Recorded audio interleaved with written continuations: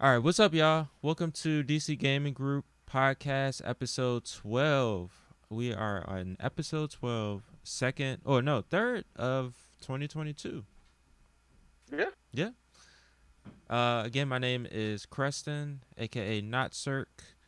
Again, I'm joined by Justin, the real pipe gamer. What's up, Justin? Hey, Chris, how you doing today? You know what? Today was probably the least productive day I've had in a very long time, and it's because of a good reason. It's a very good reason. Agreed. Last night we finally did our first in-person event since 2020. I mean, we've done in-person gatherings, it was never an official gathering. But last night was our official DC Gaming Group in-person game night and board game night. Um, so we have a whole section that we're going to talk about that. Stay tuned for our impressions, our highlights of the night, all of that good stuff. We're just gonna go all in on that. So that's gonna be later in the episode. We have a few sections. The DC Gaming Group updates. So we talk about what's happening in our community. We're gonna briefly talk about some gaming news, some gaming nuclear bombs that just keep dropping. Um, so we're gonna briefly talk about that, and then of course the topic of the week this week is Fat Pete's and our meetup. So the first thing we want to do is we always have to check in with each other, see what each other is playing. So Justin, tell me what you've been playing recently. I guess like nothing really exciting. Same old thing. I there are things on the horizon. Yeah, I think I was honestly thinking about this earlier today, Was thinking that a about like pun? recording Horizon? Are you getting Horizon? today. If I were and I need to, I have the super nice like ultra deluxe edition that they that they sold, and it was I got it on super sale. It was crazy. It was like one of those things where like it was like one of those sales, like Sony does the sales, and then like you get an additional amount if you're a PS Plus member. Mm-hmm. It was one of those, and it was like 80% off, and it was like like $100 package for like $12 or something. Yeah. Definitely doing this, and I didn't. I never played a second of it. That being said, I probably will eventually try to knock that out. Like just kind of golden path it before Forbidden West comes out. Yeah. Uh, Yeah. yeah, I've I don't been know. trying to like I think I'm maybe about 2 hours in right now on the original Horizon. But I mean the game is great. The game is great. It just it's all a reflection of just my gaming habits these days. I just cannot get engrossed in an open world game like I used to. I just don't know what it is.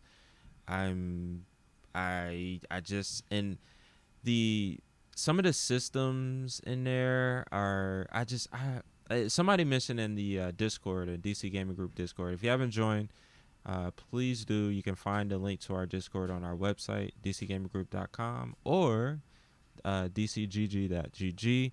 But somebody brought up a good point. If another game comes out with another crafting system, Yeah.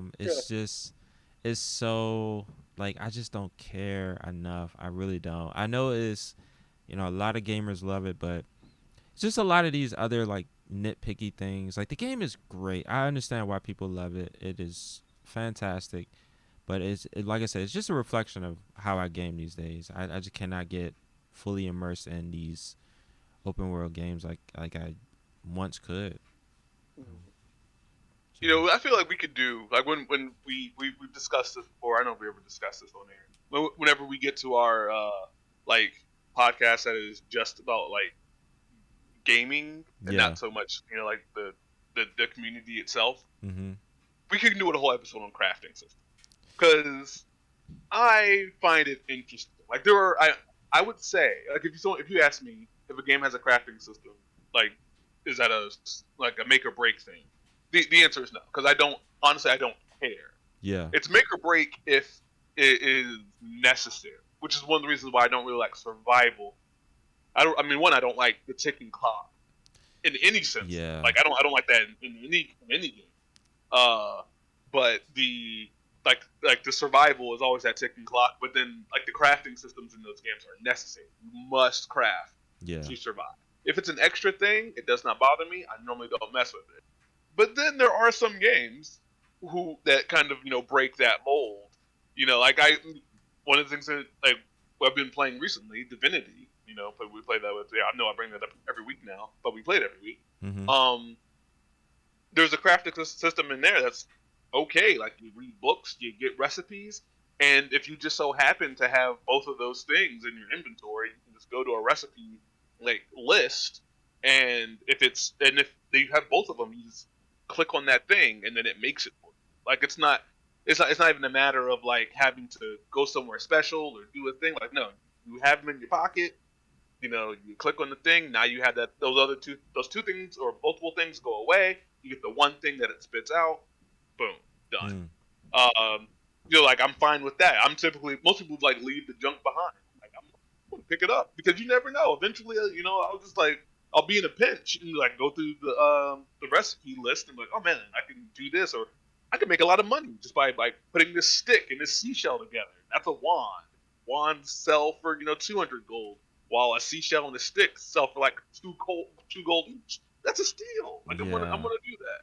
And then things like the Dead Rising. That there's two contradictions. There's a ticking clock and crafting. But the first, I would say two Dead Risings, I really liked. I don't think I even touched the. Yeah, the third one. The third one was the Xbox One exclusive. Yeah, that's something that was like they went dark for some reason. Yeah, it was weird. It was like, that was a weird vibe change on that. Yeah. And then, yeah. That would be interesting, just like to go down like crafting systems in different games. I will say when you brought that up, as you were talking, I was like, what game is like a good like simple crafting system? And that for me is the Resident Evil series. Like it's very super simple compared to a lot of these games now, where you're crafting to get more ammo, crafting to get health, add-ons to your weapons, all of that stuff. I love it because it's like, like this shit's gonna come in handy because I know I'm gonna be without it. Survival horror though, everything comes in. Oh, right? Absolutely. Especially those I would say especially the first 3. Maybe even 2. No, I'll say 4. The first 4 Resident Evils. If they gave you a thing, it was normally for a purpose. Oh, absolutely. It was no foreshadowing. It was like, you're gonna need this rocket launcher. You might you might want to make some room in your inventory for this. Because around that corner you're gonna run into a liquor. You're gonna run into any sort of nemesis variants. You're gonna need that, so you might want to take that. But yeah, any other games you've been playing? Man, nah. This has been a week. It's not been much of a gaming week. Yeah. We were talking, before the show, and I was saying that in the realm of board gaming, I have made a purchase has been completed. It's a Kickstarter. If you don't know Kickstarter, you see the thing you like, you put the money in, or at least you pledge so much money, you promise so much money, and then at the end of the campaign, if enough people have pledged enough money to get over the threshold that the creators set, it gets funded, and then everyone gets charged. For this particular Kickstarter, it's just not even a niche thing. If someone is even vaguely, interested in board games on Kickstarter, they know of this. And this is Marvel Zombies, which is Zombicide, which is a very popular, board game. They've taken their system that they've done for many iterations and have put the Marvel Zombies IP on. Which is, I think, have I done this already on the podcast? I feel like I have. What's that? Talking about Marvel Zombies, and I think when we had Ren on, we talked briefly about it. Okay, yes, all right, that sounds right. So I won't go into the whole spiel. That being said, so today it ends. Well, I guess it ends in like an hour from now, or hour and a half from now. And yeah, so today it's going to be the money is going to come out, and at the end of it, I ended up spending, and I don't want to speak too loudly because my partner Sierra is right out there around the corner, and she does not know this. Uh, $505. Yo, that's a PS5 right there. It is a PS5. I'm gonna have to play that game on a very very to justify that. But that being said, there was no way in hell I was passing that up. There's Yeah, that no way sounds. in It sounds hell. awesome. It sounds really awesome. What? So It, when so when do you expect it to like ship and all of that? you know for a fact that's going to be two-wave shipping. That they are going to send like some of it, like so some of the whole thing to you, and then the rest of the whole thing to you, because that's Mm. how big.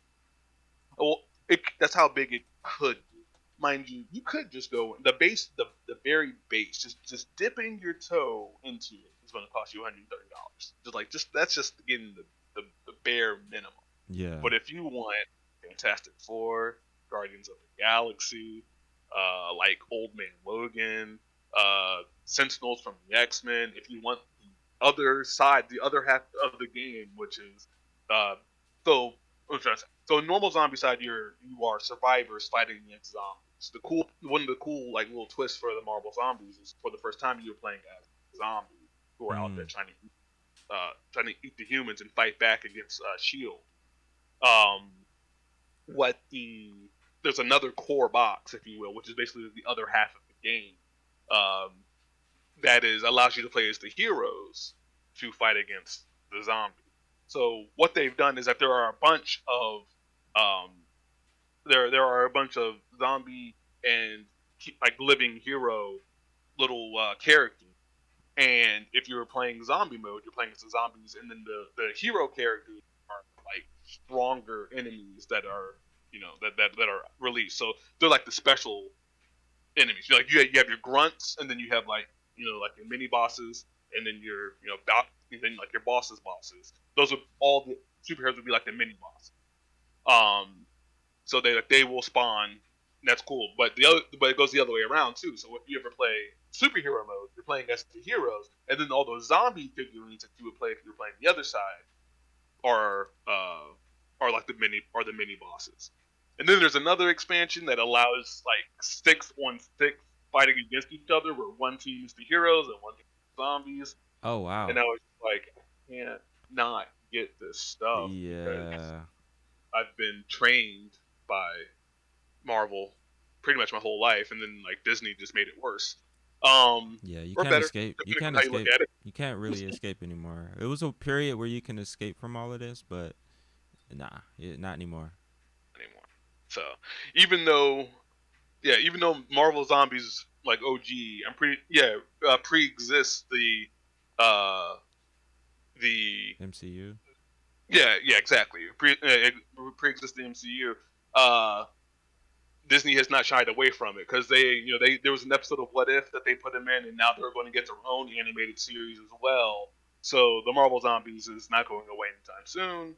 And this Kickstarter made I have live numbers right now. So far, and mind you, there's still, like I said, like an hour and a half to go.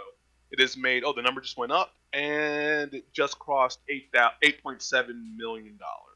Oh, wow. So, yeah, I'm Okay. not the only sap out there who just needs, a PS5 or on plastic and carton. Hey, it sounds honestly it sounds awesome. I'm not even gonna lie. Like it, I want to see this. I want to see and I'm sure you'll break it out in our future events. And then our private game nights. Like I'm looking forward to it. The way you described it, it sounds awesome. Even the whole like Marvel zombies, I wasn't even aware of it until that last time we chatted about it. So that's intriguing. So cool. I'm definitely looking forward to hearing more about it in the near future. Well, you always know that you're invited, so Yeah. You'll definitely see it. Cool. Um. What about So, you? What you been playing? honestly, I haven't been playing too much. This has been like a, contrary to today. I mean, earlier this week was very productive, so I did a lot of work and catching up on a lot of stuff. But I do have some game pickups, not necessarily games that I've played yet. I mean, one game I've played to nauseum, so I do have some game pickups. So the first one I'm going to show is Cruising Blast. The physical copy of Cruising Blast. Yep, physical copy. I didn't Uh, even know that happened. oh yeah, absolutely. So this is going to be a mainstay at our DC Gaming Group events coming up. A single player game that I've had my eye on for a minute, and it was on sale. It was like $15 or something. Is Necromunda Hired Gun? Oh yeah, I've heard about that. Yep. But like mostly I've heard like it's janky, but it's Yeah, I love janky first person shooters. It mm-hmm. looks awesome. I love the setting. I'm not a big Warhammer person. It's in the Warhammer universe. But it looks cool. The abilities look really cool. So I've heard, and then JK Beasternal, who's on the Discord server, Mm-hmm. recommended it. So I couldn't pass it up. It was $15 from GameStop. So I Is went ahead. JK into Warhammer? Yeah, he is actually. Yeah, Oh, yeah, I did not know that. yep. He is a Warhammer nerd. And then the last thing I got is my prized possession, Hunt Down. Got it from Limited Run. That So was the Hunt, game of the year last year, wasn't it? yes, Or the 2020. year before? Yeah, Yeah, the year 2020. before. Yeah, Yeah, 2020. 2020. It was definitely my favorite game of the year. I played it. Uh, so basically, all right. So the premise of the whole game is it's a 2D side scroller shooter. It's not necessarily a platformer. It's minor platforming, but there's never any platforming puzzles to impede your progress. They're just kind of there for you to, um, travel throughout the level. The setting is basically if you take all of the 80s action films, and then also mix in Warriors from the 70s. So you say Warriors, you mix in Judge Dredd, Running Man, um, what's this cyberpunk one? I keep wanting to say Sling Blade. That's does not Sling Blade. Oh, Um, with Arnold Schwarzenegger? no, no, no. God damn it. Not Uh, Lawnmower Man? not Lawnmower Man. What is the Johnny Mnemonic? the one that Blade Runner. Blade Runner. Blade Runner. Blade Runner. Yes. Of course. I kept thinking Sling Blade.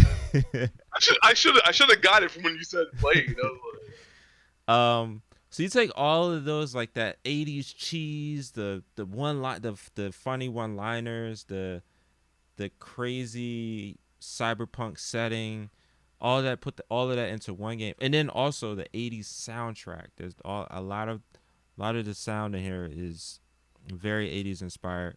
It's a dumb romp shooter. It is so much fun. It is also co-op. We still need to try co-op. I have this game. Literally, I have this game like 3 times. I have the one on the digital version on Switch, the Steam version, and now I have a physical. But in this physical box, this is a limited run. So if you're not familiar with limited run, what their company does is they take these indie games and they make physical versions of them. Sometimes they also just take games that do have a physical version and provide like a lot of little trinkets and stuff for your collection. So inside this box, so we have this is the inside. This is one of the characters that you play. Forget his name. He's one of the bounty hunters. Oh yeah, so the premise is you have 3 bounty hunters, which is basically 3 ways that you play the game. Each of them have like unique weapons and abilities, and you just go and kick ass. Like there's no crafting system, there's no upgrade system. You just pick up weapons and you kick ass. So What game like so I can get it? Yeah, I can get it in my head. Like what like old school game is it it's kind of a most? mix between like Metal Slug, what else? Metal Slug, little bit of like Contra.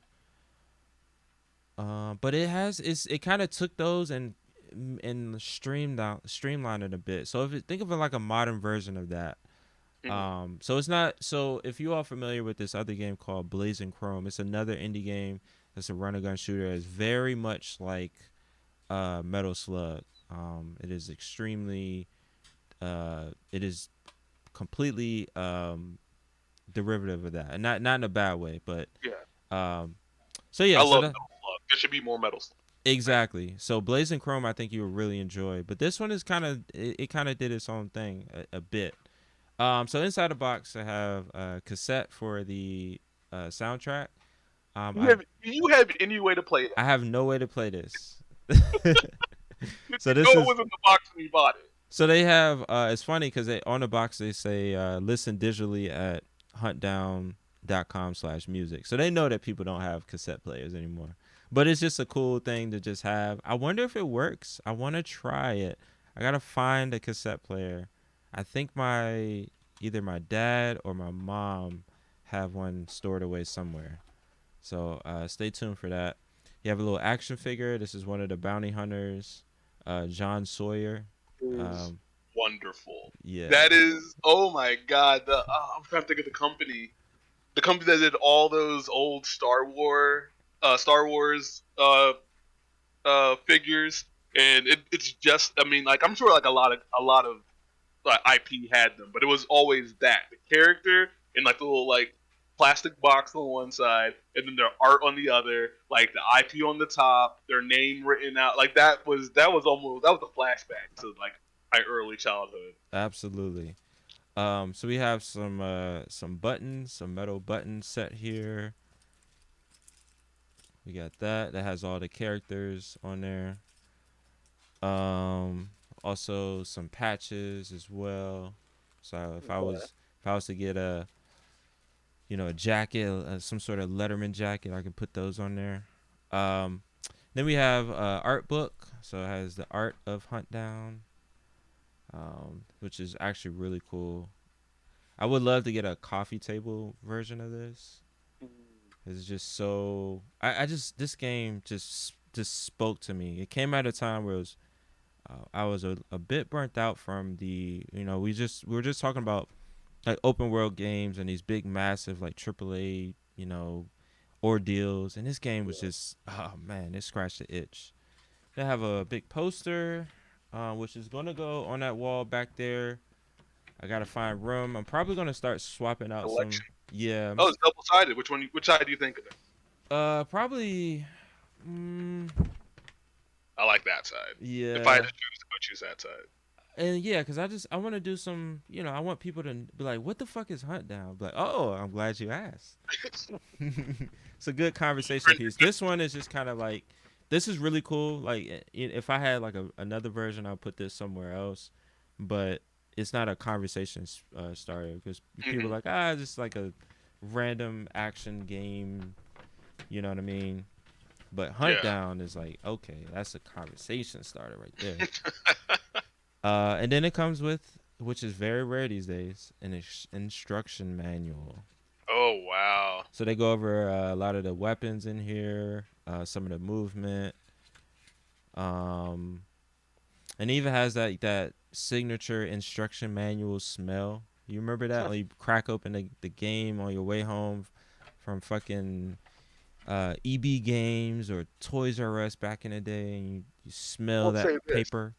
and I don't know if they did it on purpose, but that instruction manual is not just any kind of instruction manual because like the old instruction manuals for like their consoles were bigger, they were taller. You Yeah. know that is specifically more for the ones that were like for the Game Boy. The Game Oh Boy, yeah. they're a little more stout. That You is know, they're true. like, I what? forgot about the And Game Boy I'm ones. wondering if that was more because it's the Switch, like a little Like handheld. a callback, to the Game Exactly. Boy days. I didn't think of that. I honestly forgot about. I forgot about that.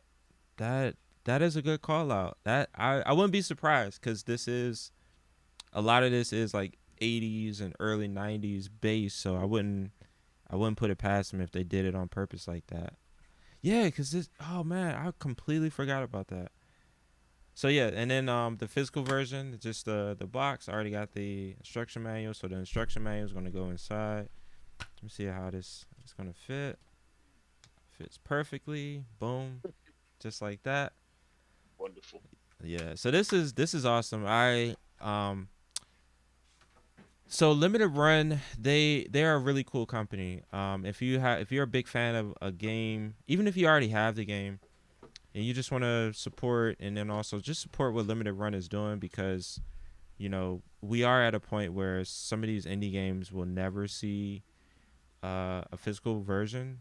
So the fact that this company is creating physical versions for us, and then also creating a lot of these little trinkets and collector's items. I think if you're a fan of gaming, just find something. I'm sure you'll find something on our website that you enjoy, that you're a fan of. I say try it out. It's a great investment. I will say so I ordered this way back in, say, earlier in 2021. So like spring of 2021. So I'm just now, like, I got it maybe a couple weeks ago. So if you want it fast, I don't recommend it. But if you just want it, you're like, oh, that's cool. I don't need to have it right now, but it'll be cool to have it in your collection. I'll say definitely get it. Definitely try it out. So, um, yeah. And then in terms of like actual gaming, I just been playing Guilty Gear. Just came out a new character called Biken. Very controversial. If you've been following the promo for Biken, her couple assets just keep getting bigger and Uh, bigger. So I did see that. I think people were discussing that. yeah, we were discussing it in the Discord.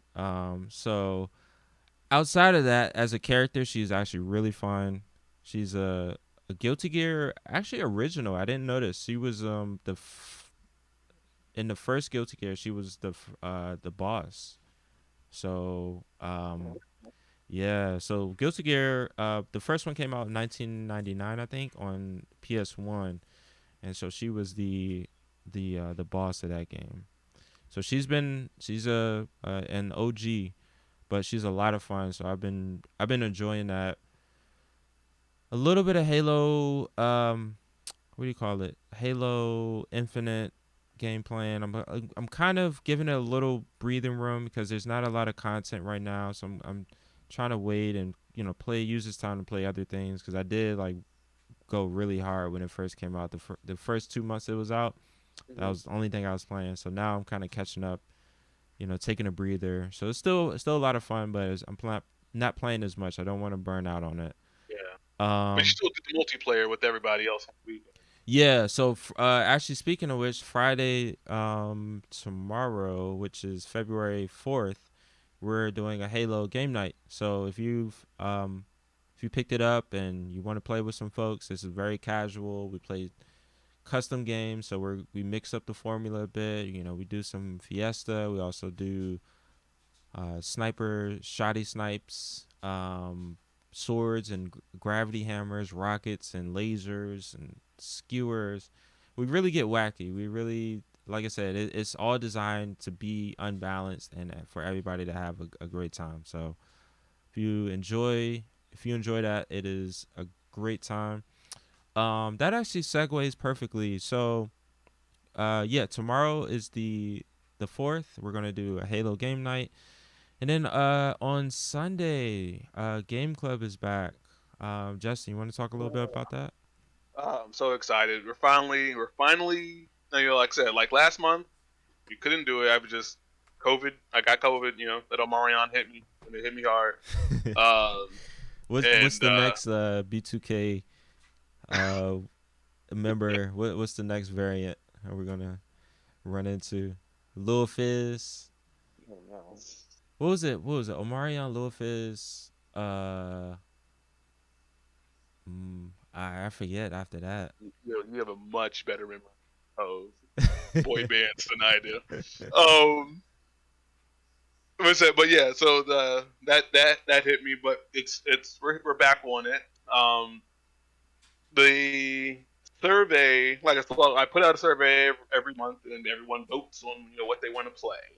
Um, Oh shit. the votes have kind of stopped coming in, and it looks like there's going to be I know what the winner is. I always announce it, after the game club meeting. I'm gonna send out another ping probably tomorrow to be like, hey, everyone, remember you only have a couple more days to vote, um, because everything's really neck and neck. There's a tie between two games, and then the other game that's winning is winning by one vote. So I'm and maybe incentivize people to maybe go back. Maybe you look at your votes, really, really wonder, really do some soul searching. Maybe you don't want to play that. Maybe you want to play the other thing. Because I want to make sure that everyone has the right thing. I will say that if the game that gets selected that's winning, if the game winning right now wins, uh, I it's gonna be something new. It's gonna be a new challenge for Game Club, and I'm hoping it's going to be the best thing for us. I hope it's going to be a new challenge that we grow from and doesn't destroy us. Um, Maybe people will wander away from it for a while, and then hopefully they'll come back. But the only way you can make a make a difference there is voting. So get out there and Exactly. vote. So for games. I mean, also vote for your local elections or whatever. But game club people. That's what we're talking about. We're not talking about politics. Okay, we're talking game club. Um. So yeah, I'm very excited. Like I said, I keep I won't stop talking about it. But Hades was my game of the year 2020. Since we're talking about games of the year 2020. Um. So it's going to be great. I hoping that people got the time to go through it and really see a lot of it. I mean, it's a roguelike. It's a roguelike, so you're not going to see all of it, because there's millions and millions and millions of combinations of all the things that you can do, and it just keeps ramping up. So there's that, but hopefully people have got through a bulk of it, and because there is a story there. I don't know, so you got into Hades, so I know you didn't play it all the way through, but well, all the way through being all the story all the way through, but like part of the interesting, like, almost novel idea of it, and I guess Eternal did as well, was that dying and resetting was part of the story, not just this weird thing that's outside of it that no one can really explain. It's just shut up, it's a video. Um, but so they really putting a lot of the fact that you are you're in a roguelike, and you're going to get so far and then you're going to die or you're going to succeed, but no matter what you do, you always end up back at the beginning.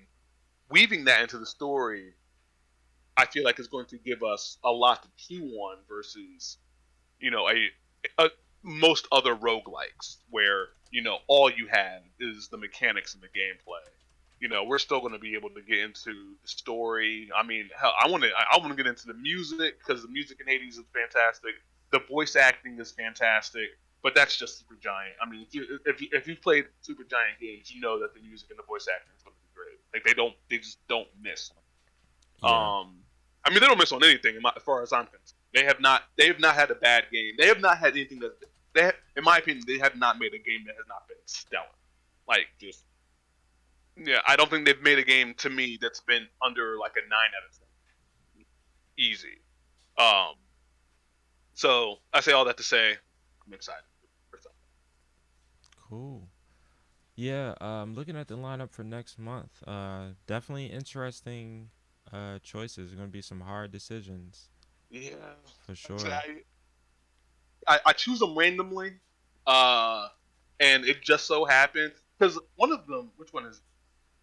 I think it's Nino. Yeah, Nino Kuni is actually a holdover from last month because I always take the game that took second place in the poll, and they get another chance. So they get another chance, and then 2 new games coming. So it's Slay the Spire and what's the Talos Principle. Yeah, the Talos Principle, which I don't know about, but like I said before, I think I said it last week. I don't look into the games. I just make sure that they're on the right platforms that meet our criteria. Yeah. So if it's on the right platform, so it was there. I don't know anything about it. I don't know what it's going to be. Like I said, I also don't vote myself, so I just would like to watch what comes in. But we shall see. We shall see what happens. Very interesting. Cool. So yeah, that's Gameclub. That's gonna happen February 6th at 7 p.m. Is that correct? That is correct. Cool. And then briefly want to talk about our next in-person event, which is gonna be at City State. It's gonna be February 18th. More details to be determined, but I think the start time is 7 p.m. But once we get the full details ironed out, we will do a formal announcement. So if you listen to our DC Gaming Group podcast, you got some inside information of what's coming up. So another perk for tuning in to us weekly. And then we just briefly, we're planning on doing another Fat Pete's event next month. So stay tuned for that information. Cool. Next thing, we want to briefly talk about the craziness that's going on in the gaming world. Sony. So if you've been following the top of the headlines of gaming industry news, what was it, last week or was it 2 weeks ago? Microsoft just bought Activision. And now this week, Sony has joined the acquisition train and bought the very decorated developer Bungie. Bungie, of course, is famously known for the creation of the Halo franchise. And then most recently, they created the Destiny franchise, which is Destiny is a first-person shooter MMO, and it is for folks that are really into it. Yes. It is a great game from what I've heard. It doesn't. I'm not a big MMO player, but I'm a huge FPS player, so it's kind of it is the biggest. Like on paper, I should like it, but the MMO elements of it just kind of took me out of it. So I never rode on the Destiny train. But from the little that I did play, it is a great, competent first-person shooter. You shouldn't expect anything less from the creators of the Halo franchise. So, what does that mean? Sony buying Bungie. I mean, we've had a great conversation about it when it dropped earlier this week. But Justin, just like overall, like how you feel about it. What do you look forward to hearing more about? See, so there's been a lot of discussion about it. Clearly, it was a big thing. One of the things I've heard pretty commonly was that Sony acquiring Bungie was not an answer to Microsoft acquiring Activision Blizzard because deals like this are big and they take a lot of time. I get that. That being said, I cannot believe that a certain amount of money cannot move heaven and earth. Like, it's not like I get that the deals take time, but there's also a possibility, very easily being we're in discussion. Oh shit, this other thing happened. Now we've learned that like Microsoft and Activision and Blizzard and King, that thing just happened. Hey, the news isn't looking so hot for us right now. What if we give you an extra 500 mil and we just be able to say that we're going to do it and we can start putting it out there in the league. If I'm Bungie and we've been negotiating for a while and I see that like you're a little bit desperate, well maybe if I'm Bungie I would be like, let's talk 750, but like I feel like you can make that happen. Like I'm not saying that there weren't lawyers involved constantly. I'm not saying that Mr. Sony woke up and saw that news and was like, "We got to do something right now." But I refuse to believe that if those talks were ongoing and then they saw that news, it was, and that, like I said, and they were not. There were very few flattering articles about Sony in that week and a half or whatever. There was either things that were not flattering for Sony or things that were just very much like, well, what's Sony going to do? Like a lot of people just asking questions. Um, and like I said, I refuse to believe that Sony did not respond like that. Like there was not some way, shape or form that the Activision Blizzard acquisition did not color what Sony was doing with Bungie. Now, Yeah, I think it worked out in Bungie's favor. oh I yeah, think the valuation of Bungie just went skyrocketed in that short amount of time mm-hmm. after their announcement. So if anything, good on Bungie. It's crazy you think about. They have a crazy story. If that's what you're about to get into. I agree. Well, not only that, but in comparison to Sony's other big acquisition a few years ago, which was Insomniac, they only paid what, like 400 million for Insomniac, and like look what Insomniac has provided for Sony. I don't get it. It's crazy. But I think that if they would have held out just a few more years, they would have easily been around the same valuation as, if let's say that Insomniac did they produced the Spider-Man game, the new Ratchet and Clank, Miles Morales, and then they had lined up Wolverine and the sequel to Spider-Man.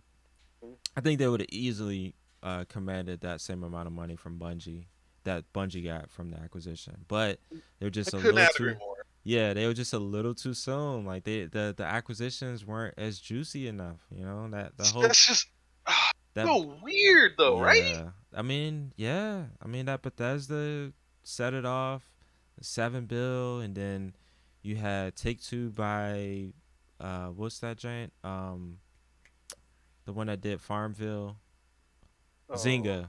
Bought Zynga for 11 bill, and it was like, oh, Microsoft was like, oh, hold my beer.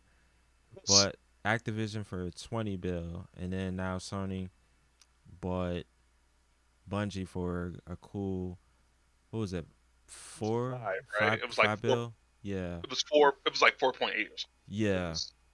So yeah, you look at previous acquisitions, especially Insomniac. I'm like, damn man, y'all could have waited, but you can't tell the future. So But like that's like it's so big. It's so big. yeah, Like I don't know. Like, I don't know how Tim Price feels. I don't know if Tim Price, far as I know, Tim Price was like, hey, this can happen, but I get a percentage. I get points on the backside or something. I don't know. yeah, But like, I just can't imagine. Like, I mean, not to say like 400 million is not a lot of money. Like, that's a yeah, lot of money. That changed the lives of many people at Insomniac. yeah. But they like to see that, and then just for a couple of years later, to see someone who has done. I, I mean, sure they have all changed the gaming like landscape in many different ways. I would say that Insomniac has been a lot more impactful than, or just I would say that just as impactful as someone like a Bungie. And it's like this Well, is this it is what happens. well Maurice brought up a good point. It is, so what you're comparing is raw unit sales from standalone games such as what Insomniac does. Single player, multiple, tens of hours of gameplay, as opposed to infinite amount of gameplay, which also translates to infinite amount of ways to get microtransactions and continued revenue. Yeah, So I think from Sony's standpoint, they're buying not only the IP of Destiny, but also the it's them getting into the games as a service and also the content game that I think they're lining up for. Which is when I think about it, the Destiny 2 was on Game Pass for a long time, and it was like I think last couple months is when they just took it off. So I think it lines up perfectly as to like they had a deal. They know they had a deal with Xbox. So once that deal was over, I'm sure of course these deals they start years back, Yeah. but soon as soon as that period was over, and they came back to Sony, it's like all right, our Game Pass thing is over, so now we can go ahead and continue our talks and arrive to a number. Yeah. So, but it's the machine behind Bungie that they're buying Oh, the without a doubt. I get pipeline. that too. Yeah, the pipeline of games as a service, which you think about. Yeah, Sony is not great in that field, and then also they have a lacking presence in the first person shooter realm. They used to have multiple titles in that space, but it just never was successful as they wanted it to be. I mean, Killzone they used to label it as their Halo killer, which if you look back is like it's crazy, Yeah. but that's what they were aiming for back then, and it never caught on. Even though they were cult hits, a lot of like hardcore Sony folks love those franchises. Like I love Killzone, less so for Resistance, but I really did. I enjoyed what I played with that, but Killzone itself, I loved in the multiplayer. So them buying Bungie, they're able, Sony's able to kind of leverage their old IP, maybe bring those back, or now they have a viable like studio in house to produce and compete with Microsoft in the first person shooter realm. Because you think about the only other big shooter that isn't under the tent of Microsoft now is Battlefield, Apex.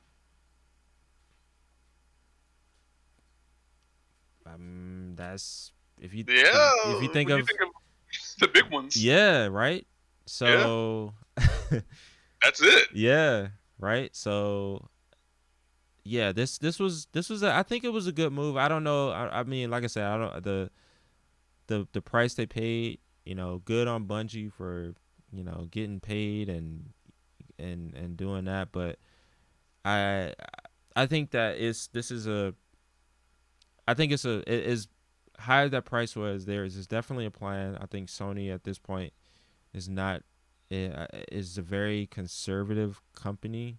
They don't just throw around billions of dollars without having a solid plan. So I think overall, I think it's a good pickup. I do like the synergy of Sony and Bungie, and I'm excited to see what they come up with. So I, I will say that I am more excited about the possibilities from Sony and Bungie yeah, than I am about Microsoft ABK, because I feel like I know what I'm getting out of that. I'm going to get a lot of those games on Game Pass, yeah, and like less Call of Duty, which doesn't bother me because I'm not a Call of Duty guy. And then possibly some, people like what am I trying to say? Creatives who were, in studios that were locked into the Call of Duty thing, getting yeah, free, making other things. Like, does that excite me? Yeah, it does. But also, like, I have no idea what they are, to the point that it's totally nebulous, and I can't get yeah, excited about totally nebulous. But the idea of Sony just like leveling up, like they will just be a stronger, more well-rounded, yeah, company. I know. I mean, I hate to say that. I hate to be excited for a company, but just like uh, the fact that I mean, like, because it's been said, like, their studios, get together, look at what each other is doing, go, oh, that looks great. Like, can you send someone else, someone over here to help us out with like this aspect of that? Like, you've heard, like, if you've listened to developers, talk about them making their games, they do that all the time. They look over there and go, oh, Gorilla's doing that thing. Hey, Gorilla, like, can you help us out with this thing? Like, you guys get that? We don't quite get that. I'm being vague because there's so many examples of it. Yeah. Bungie walking in and people going, oh, hey, we are doing this. Bungie, you're really good at the, cross-platform, cross-save, like really good online infrastructure. Our game, we want to do that. Or we want to take something that's not traditionally an MMO, still have it feel like the kind of game that it's supposed to be. Yeah. But also make it an MMO. Yep. It's like, okay, that's really Bungie's really good at that because you play Destiny and it feels like a first person, like a fun fantasy first person shooter. Yeah. But when you dig a little bit deeper into it, you're like, actually, no, this is a like if you want to get into that, there are a lot of MMO, elements to it as well. For sure. So I'm curious to see. I'm very curious to see what comes out of Sony. Yeah, and you think about Bungie's history, right? They are, I mean, let's just go back to, the invention of matchmaking, and they are like the the way that we play online is largely due to Bungie's work back in those days. Like a lot of the matchmaking systems, like that was they produced that, and so I mean their knowledge of like online services is, and that's what Sony is lacking. They've always just been kind of behind. That's one thing about Microsoft. Their online service has always been reliable and rock solid. Sony over the years, I would say the PS4 generation is when they really kicked it into high gear and got you can feel that it was like PS3. It was kind of like a crapshoot. It was like, I don't know if we're gonna connect, but if we do, I'm happy. But if we don't, I'm not too mad because it's free. It's like you didn't have any expectations. But I think with PS4 is when we started that, when that became like the main system for people. The online services had to improve, and for the most part they did. And with PS5, they're just continuing, and then now to have Bungie under the the Sony umbrella, it's only going to get better. So it's exciting. I think these are multi-billion-dollar, and in Microsoft's case, it's $1 trillion company that are throwing around billions of dollars to improve their products. So honestly, as gamers, we win. This is the result of competition. I feel like in a lot of areas in gaming, looking at you, EA, when you have no competition, you rest on your laurels and you produce. You do the minimum amount of effort, and so this no matter where you fall on the fence with this stuff, the latest in console wars or whatever. I don't even think it's really about console wars anymore. It's more about just content. It's content wars. I think that Time wars. You said what? It's time wars. It's like eyeball wars. Like look here all the time. Stop! Don't look over there. There's nothing for you over there. Yeah, because there's so much competition just in terms of like in entertainment. There's so many options now. Like it's insane. And I feel as a kid, like there's no excuse for you to be bored anymore. Like, and I don't know if that's necessarily a bad thing. Like there's a lot of studies that say that maybe you should be bored. That's where creativity kind of comes from. You start thinking of things outside the box. Blah blah blah blah. So whatever. But with all of that being said, it is, like you said, it is a battle for our attention. So, but as gamers, I think we have more options. Some of our favorite franchises are not going to go away because they have big corporate machines behind them that give it the funding that it needs to succeed. But also, there's the other side to this. And we can talk about this later, but we're in the honeymoon phase of these acquisitions, but the dark side of it is that some of these studios aren't going to last. Maybe in the next couple years, you start to see some of them, be consolidated and disappear. So that's the other ugly side of these acquisitions. So, and Microsoft and Sony has history in that, So yeah. So yeah, we'll like I said, this is an ongoing thing. There's going to be a lot. We have a lot of news that's going to be coming in the next year or so, just with these acquisitions. So stay tuned. Uh, the topic of the week, we had a great night. As we said earlier in the episode, both of us had a very just kind of chill day today. We're recovering.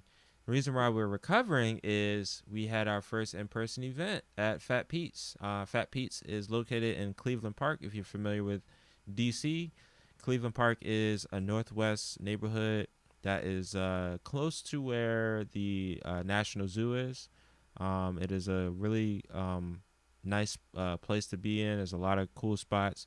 The spot that we were in is called Fat Pete's, and the Fat Pete's is a barbecue spot that was kind enough to lend us their space and allow us to host not only a gaming night but also a board game night. So I definitely want to send a huge thank you to PJ from Fat Pete's. He's been he's been amazing. He's been an amazing host. He just kind of gave us, like I said, gave us the space and let us run wild with it. Which is very rare, especially in DC. Getting a solid venue, it is usually the biggest obstacle. So he made that. He just eliminated the obstacle and was like, go for it. And we went for it, and we paid for it today, but it was worth it. Justin, tell me about your experience with Fat Pete's. Like, what were some highlights, and what games were you playing in the board game section? Well, highlights was, I'll say, one of my favorite highlights happened very early into the night as people were trickling in, especially to going downstairs where we had the board games. We had the board games downstairs, video games upstairs.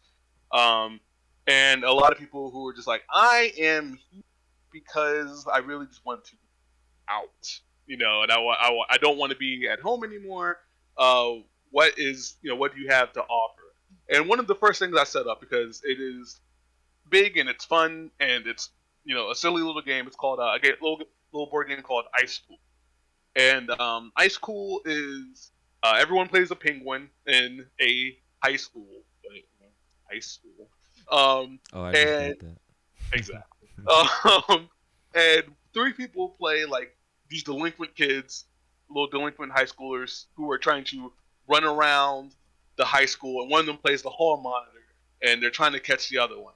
The cool thing about this game is that there aren't like, dice or, tokens or anything.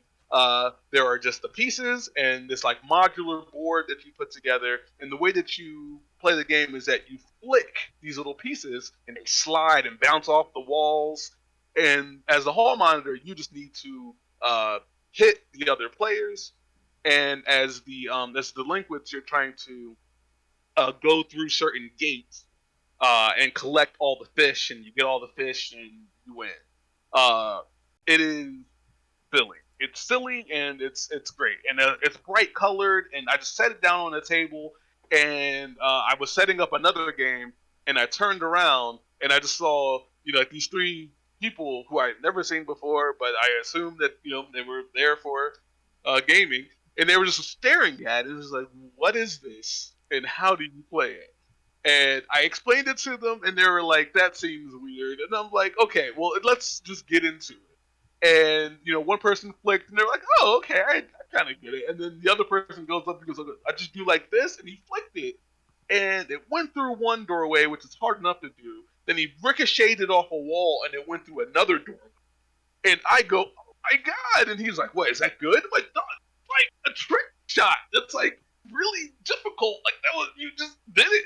And then like one of the members goes like, do you play a lot of pool? Because I do play a lot of pool. And then they had a little conversation. I was like, okay, I'm just going to back away now because I wasn't part of that game. But like, that was great. Like, that right there was a win. Like, everything else could have fell apart. PJ could have been like, you know what, I'm over this. Everyone get out. But that right there, Could you imagine like, how heartbroken we would have been? oh my Like, oh god, my bro, god.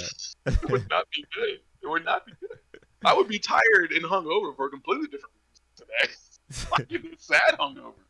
Um, but yeah, like like that right there, that moment was like, this is what this is what we're doing it for. This is what DCGG is doing it for.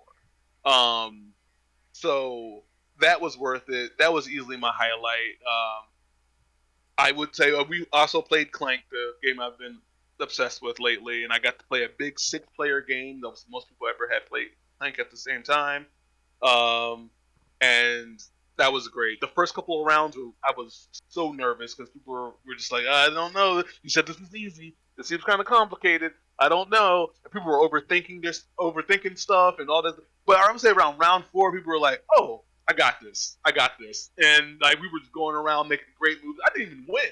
Like I put in hours into that game, and I did not win. The person who was asking the most questions, who I thought was getting it the least, ended up winning. So like it's a simple little game. It's easy for newcomers. I think that proves it. And that was just great. That was just we kept the beer flowing and just laughed, and I would set people up with games, and that was just a great time. I'm very excited for next month to do it again, bigger and better than we did last time, which is saying a lot. Absolutely. No, we had a great turnout. Like I said, thank you all for coming out and hanging with us. It was really great. I did some follow up messages for folks that I got to meet and play games with. Um, yeah, for me, it was definitely just meeting people, putting a face to a name that we've already established, a relationship on Discord. We play games, virtually, and then to just put a face to the name and just really like hang out properly, drink beer, talk shit, eat some good barbecue. Oh my god, I had the burnt ends grilled cheese sandwich. That shit was Jesus Christ. That was amazing. So this was just all in all. I mean, the space was perfect. The one thing I was worried about, was having enough space to kind of spread out and especially now, we're still dealing with COVID, but it was perfect amount of space. The way that the TVs were set up and all of that, it was just perfect. I couldn't have asked for a better venue. And yeah, and definitely, we got some people to try out some fighting games. Reluctantly, we had to give them, the push and be like, yo, like just press buttons, and you'll see cool shit happen. Like trust us. A lot of people, it is, and like I said, we're working on trying to make fighting games more approachable for people because they are. I mean, they're some of the coolest games out here, and unfortunately, the way that the fighting game community as a whole really presents fighting games is very clinical. Like everything is like, oh, you need to learn your frames and you need to learn these combos and blah blah blah. This character is top tier, and it's like, dog, who cares? Like this, like these, a lot of these fighting games are just really just like cool spectacles to watch. One of the games, like I said, I've been addicted to the last few weeks is Blaze Blue Central Fiction. It's a 7-year-old game. It came out in 2015, but it is so fucking cool, especially if you love like anime. Like I look, the way I look at it is fighting games are a more sophisticated way of playing like action figures, like when you did as a kid. Like you're literally kind of like having these battles in your mind. And Blaze Blue, like it when it comes to how crazy the anime fights are, how powerful some characters can be, like Blaze Blue encapsulates that, embodies that. And unfortunately, like it is a very like technical fighter, but once you kind of get past the that aspect of it and just kind of experience the game as a whole, um, I think a lot of people have fun, especially if you are a fan of anime, and that kind of goes through with a lot of these fighting games that you can literally like live out some of these massive and epic ass battles, especially Dragon Ball Fighters. I mean, that thing is. I mean, you can relive a lot of those, pivotal moments in Dragon Ball history, and Frieza and Goku and fucking battling Cell, battling Android 16, and all that's like all of that stuff is like in that game. You can do all of that shit. Um, yeah, we had an opportunity to get some folks on some fighting games. We had our mainstays, of course. Smash Brothers was a hit, but we didn't have like our whole stance with Smash is we make it as approachable for everybody as possible. So we're not getting those sweaty 1v1s and playing static stages, and it's like no, we invite the wackiness. Um, so I say overall we had a really good time, and my my one goal was to get a lot of more people onto Windjammers 2, and that was very successful. We had a lot of people try it out, and I think that's going to be a mainstay from here on out. So, It should um, be. 'Cause you know why? Because I never got to make it upstairs because I was running things downstairs. I was yeah, really sad about that. I don't know how we're gonna fix that in the future. But every single person that came downstairs from upstairs who was just like looking around, probably before maybe they were grabbing a drink, maybe they were just like leaving. A lot of people were just like, I'm gonna go, but I'm gonna like check this out before they go. yeah, Every single person I talked to, I was like, "Did you have fun upstairs? What's it like?" And they would talk about this, and this. And they'd be like, "And I played that game where you're throwing a disc at each other." And I was like, "What game was? Yeah, that was a lot of fun." I'm like, "All right." So Crest is up there making sure that people were like getting their hands on that, because like I yes, feel like you just look at it and you're like, "I could do that." exactly. It's so easy to pick up and just fucking like literally jam out. It Yeah. is it is so much fun.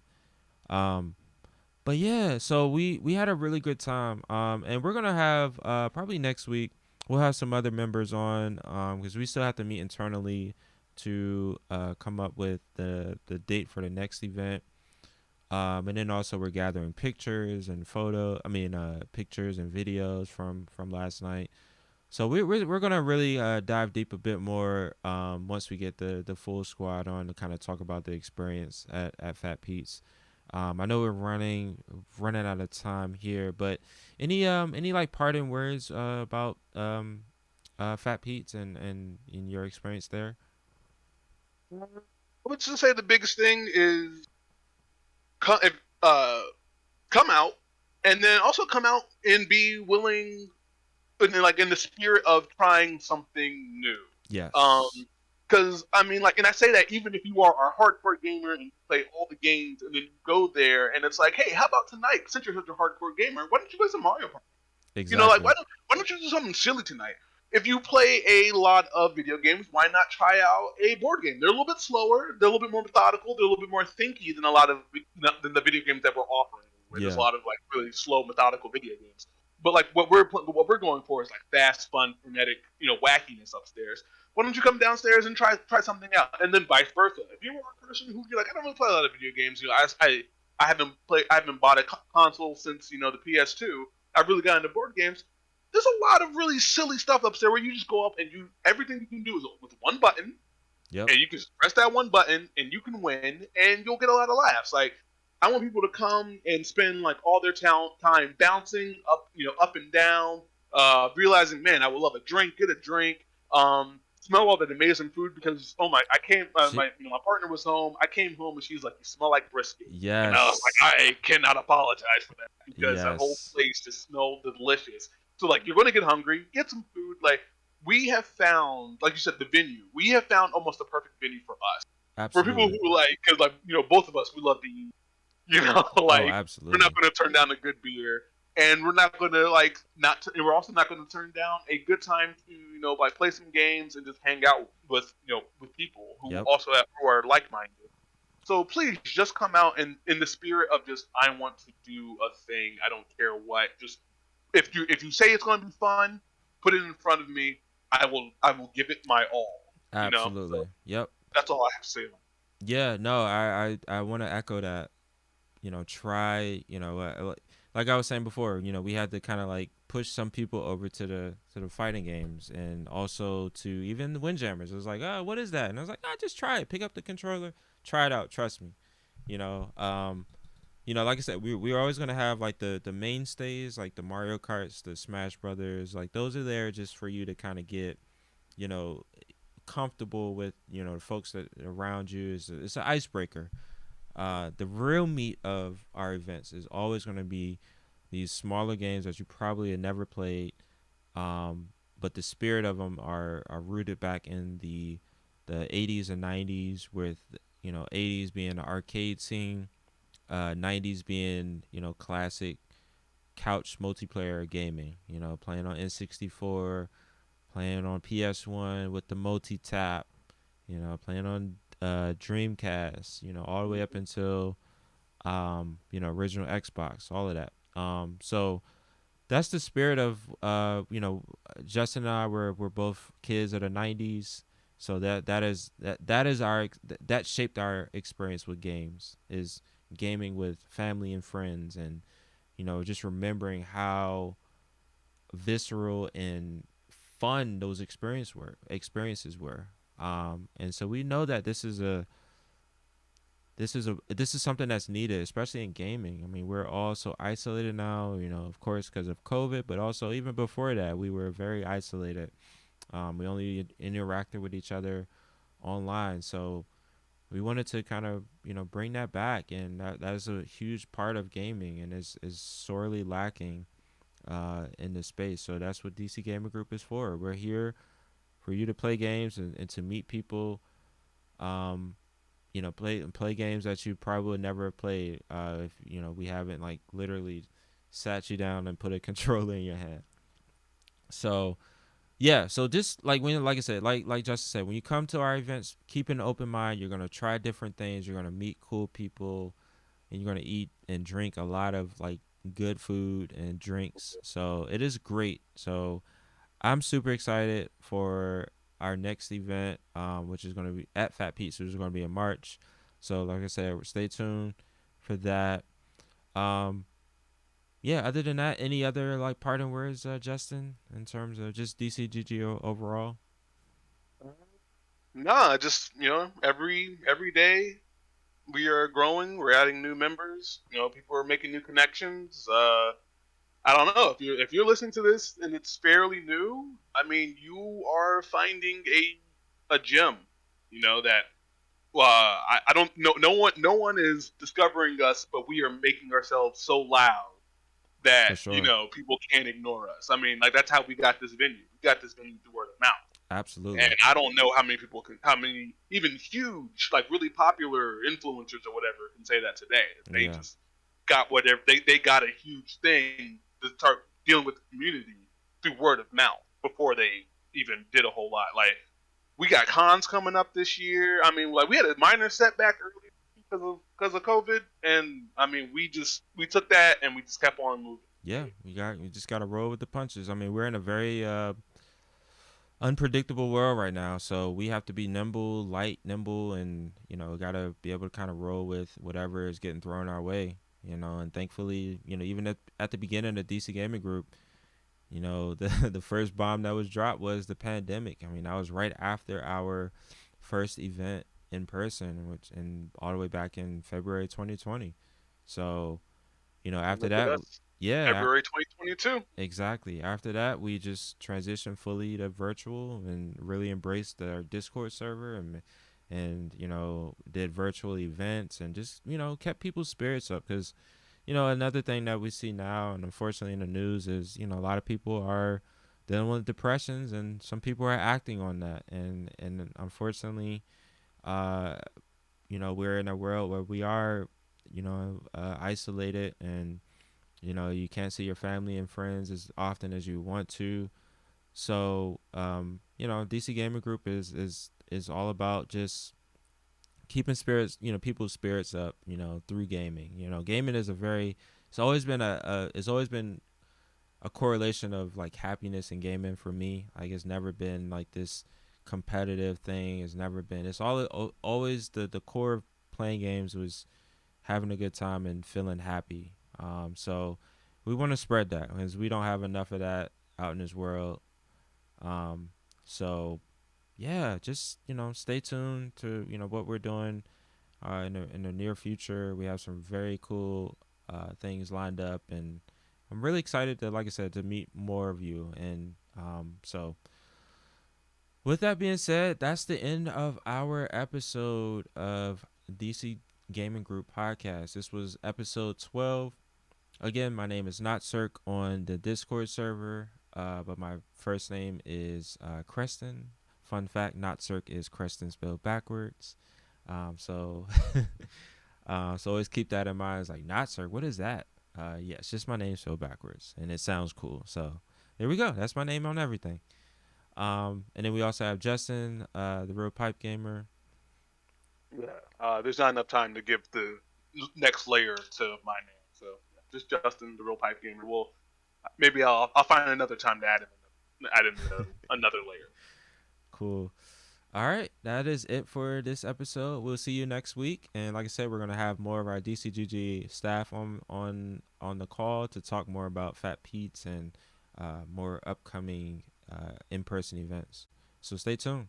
Peace. Peace.